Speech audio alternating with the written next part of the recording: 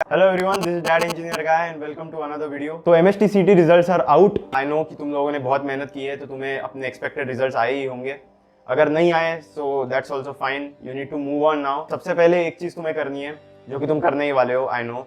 सबसे पहले अपनी बुक्स को साइड में रखो और एंजॉय करो लाइफ को। जाके घूमो दोस्तों के साथ, मल्टीप्लेक्स को जाओ, पिक्चर देखो, हाइकिंग के प्लान्स बनाओ, नेटफ्लिक्स को बिंज वॉच करो, हॉटस्टार, डिज्नी प्लस सबको बिंज वॉच करो और थोड़ी लाइफ मस्त एंजॉय करो। अब ये सब तो तुम करने ही वाले हो, तो इसके अलावा एक चीज़ जो मैं तुम्हें बताऊंगा जो तुम्हें करनी है ताकि तुम्हें एक अच्छा कॉलेज और एक अच्छा ब्रांच चूज़ करने में हेल्प मिलेगी। तो ये चीज़ मैं बताऊंगा तुम्हें वीडियो के एंड में।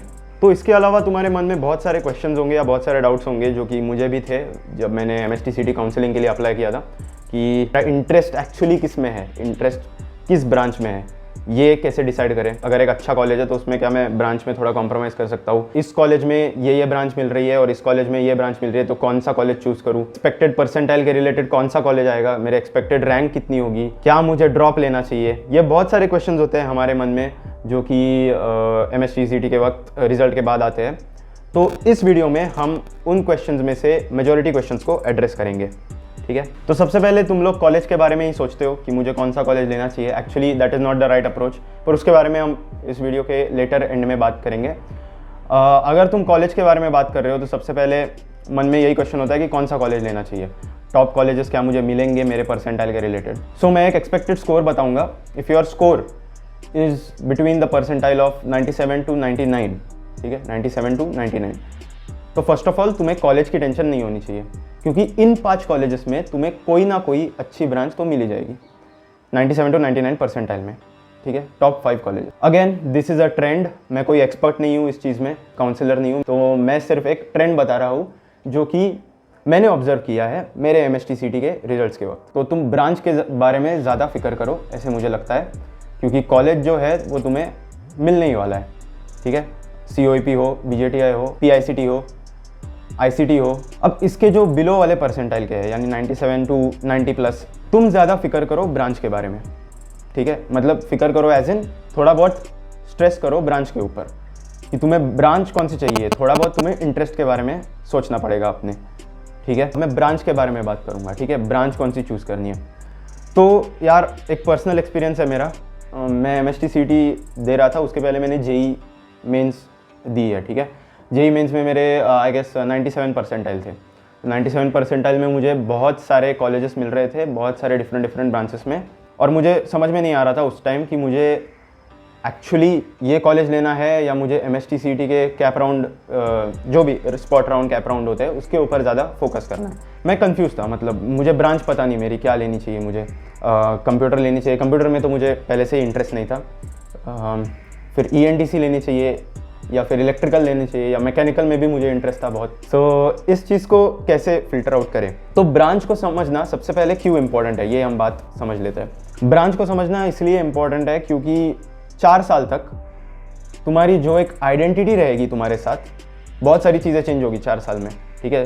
हो सकता है तुम्हें कोई और फील्ड में इंटरेस्ट आ जाए, हो सकता है तुम्हें यूट्यूब करने में इंटरेस्ट आ जाए, मेरी तरह कुछ और चीज़ में इंटरेस्ट आ जाए, पर एक चीज़ जो तुम्हारी आइडेंटिटी तुम्हारे साथ रहेगी वो होती है तुम्हारी ब्रांच।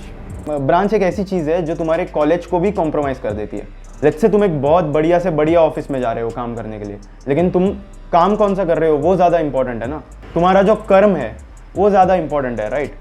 सो जो तुम कर्म कर रहे हो उसके बारे में सोचो, और जो तुम्हारी ब्रांच है वही तुम्हारा कर्म होने वाला है 4 साल बाद। इसलिए मुझे लगता है ब्रांच के ऊपर ज़्यादा फोकस करना चाहिए रैदर देन कॉलेज। मैं भी पहले ऐसे ही सोचता था कि कॉलेज ज़्यादा इंपॉर्टेंट है, NIT में कोई भी ब्रांच चलेगी, मुझे तो 97 परसेंटाइल है, मैं केमिकल भी ले सकता हूँ, नहीं इंटरेस्ट नहीं है तो मैं क्यों लूँ केमिकल। ब्रांच का जब अगर तुम्हें आइडिया चाहिए कि मुझे कौन से ब्रांच में इंटरेस्ट है, सबसे पहले तुम्हें ब्रांच का करिकुलम देखना है।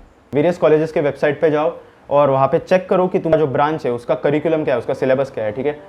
जो सिलेबस होगा उनका रिसेंट ईयर का, वो सिलेबस देखो और देखो कि तुम्हें क्या क्या पढ़ने मिल सकता है इधर। सेकंड चीज़ जो तुम्हें देखनी है अपने ब्रांच में, वो ये देखनी है कि इस ब्रांच में क्या मैं अपने 4 साल एंजॉय कर पाऊँगा, यानी ये ब्रांच में जो भी चीज़ें मैं पढ़ रहा हूँ फर्स्ट ईयर में, सेकंड ईयर में, थर्ड ईयर में, will it spark that interest in me just as the same way that I had during MSTCT exam. अगर तुम्हें 100% गारंटी है कि तुम्हें इस सब्जेक्ट में इंटरेस्ट है, तो यार इस सब्जेक्ट का कुछ भी स्कोप हो, तुम उस फील्ड में टॉप जाने की कोशिश करोगे। लाइक मेरे केस में मैं बताता हूँ, मुझे ENTC इंजीनियरिंग के बारे में कुछ पता नहीं था ज़्यादा, लेकिन मेरे रिलेटिव्स में बहुत सारे लोग हैं जो कि इलेक्ट्रॉनिक्स इंजीनियरिंग कर चुके हैं, ठीक है। तो उनके साथ मैंने बात की कि यार कैसा है ये फील्ड, क्या क्या चीज़ें आती है, ये मैंने उनसे पूछा, ठीक है। तो मुझे वो काफ़ी अम्यूजिंग लगी, और ये बात मेरे को तब समझ में आई जब मैंने थोड़ा बहुत इस चीज़ के बारे में रिसर्च किया। जिन्होंने ऑलरेडी ENTC में किया है करियर, तो उनके साथ बात की।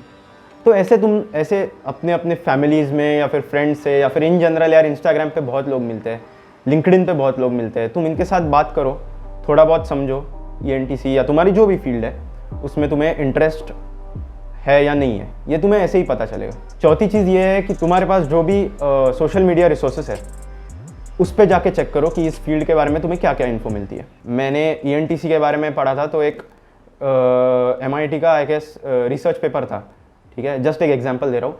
MIT का एक रिसर्च पेपर था जो मैंने पढ़ा था ENTC के बारे में। वहाँ पे उन्होंने जो हमारे ट्रांजिस्टर्स होते हैं या सेमीकंडक्टर चिप्स होते हैं, उन सेमीकंडक्टर चिप्स को प्लांट बेस बनाने की कोशिश की है। मतलब इंटरेस्टिंग रिसर्च पेपर था, मैंने जस्ट क्यूरियोसिटी के लिए पढ़ा था वो, और मुझे उस चीज़ में इंटरेस्ट आने लगा। अभी तुम्हारे पास ये नेटफ्लिक्स बिंज वॉच करोगे, हॉटस्टार बिंज वॉच करोगे कि थोड़े टाइम बाद बोर होने के बाद यही चीज़ें सोचो, थोड़ी ढूंढो, एक्सप्लोर करो।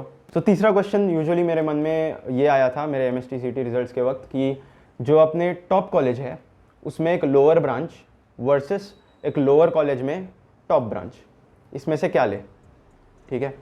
यानी लेट्स से COEP में metallurgy lower branch versus SPIT Sardar Patel Institute of Technology, उसमें एक higher branch let's say electronics. तो इन दोनों में से कौन सा लूँ? Again it depends on your interest. तुम्हें अगर मेटलर्जी में भी इंटरेस्ट है तो तुम्हारे लिए COEP is the best option rather than this SPIT। Again तुम्हें अगर इलेक्ट्रिकल में ज़्यादा इंटरेस्ट है तो SPIT is a better option then COEP। Branch को ज़्यादा इंपॉर्टेंस दो rather than your college. Last question एक एड्रेस करेंगे जो कि मेरे हिसाब से एक इम्पॉर्टेंट क्वेश्चन है, मैं क्या मुझे ड्रॉप लेना चाहिए। First of all, drop year इसका मतलब होता है कि तुम एक साल बस एक ही चीज़ करोगे, पढ़ोगे, और उसमें दिक्कत क्या हो जाती है कि 2 साल का टाइम सबको मिल जाता है, ठीक है। वो एक मेरे हिसाब से एक एम्पल अमाउंट ऑफ टाइम है पढ़ने के लिए, लेकिन कुछ रीजंस के लिए तुम हो सकता है पढ़ाई से डिस्ट्रैक्ट हो गए हो या फिर कुछ इश्यूज भी हो सकते हैं। तो मेरी सजेशन तुमसे यही है कि तुम्हें अगर ड्रॉप करना है और तुम्हें अपने आप पर विश्वास है तो 100% ड्रॉप करो, लेकिन उसके साथ एक प्रॉमिस भी दो खुद को कि 1 साल के लिए जो भी मैं ड्रॉप ले रहा हूँ या जो भी ड्यूरेशन के लिए मैंने ये ड्रॉप लिया है, मुझे ये जस्टिफाई करना ही होगा। अगर तुम ड्रॉप लेना ही चाहते हो तो सेकंड एम ये रखो कि मैं सबसे हाईएस्ट से हाईएस्ट एम तक जाऊँगा, ठीक है। यानी अगर तुम CET के लिए ड्रॉप कर रहे हो और तुम एक JEE के स्टूडेंट हो, तुम्हारे पास 1 साल है, JEE का प्रॉपर पढ़ो, प्रॉपर रिवाइज करो नोट्स को, और JEE के ऊपर ज़्यादा फोकस करो रैदर देन CET, और JEE में टॉप NIT टारगेट करो, ठीक है। JEE में टॉप NIT टारगेट करो, यानी तुम्हारे हिसाब से जो भी तुम्हारा, अगर तुम JEE एडवांस कर रहे हो और JEE एडवांस के लिए तुम अभी नेक्स्ट ईयर ड्रॉप कर रहे हो तो CET के लिए ड्रॉप मत करो, JEE एडवांस के लिए ड्रॉप करो, ताकि तुम अपने आप CET तक आ पाओगे। तो कंसिस्टेंसी कभी छोड़ो मत ड्रॉप ईयर में, बस बाकी यही बताऊंगा मैं।